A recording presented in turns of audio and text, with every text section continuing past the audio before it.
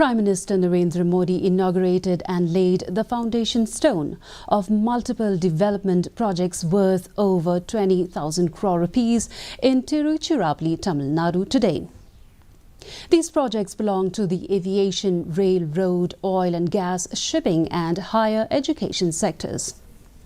The Prime Minister also inaugurated the new terminal building of Tiruchirappalli International Airport, built at a cost of over 1,100 crore rupees.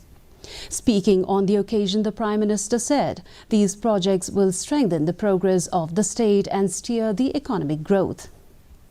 He said that the new projects will ease travel and create thousands of employment opportunities for the youth of the state. Modi said the central government stands with the people of Tamil Nadu in this time of crisis.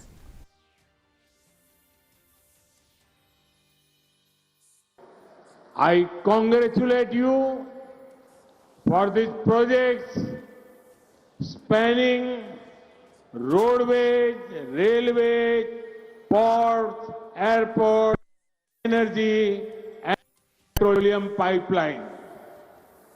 Many of these projects will boost ease of travel and also thousands of employment opportunities.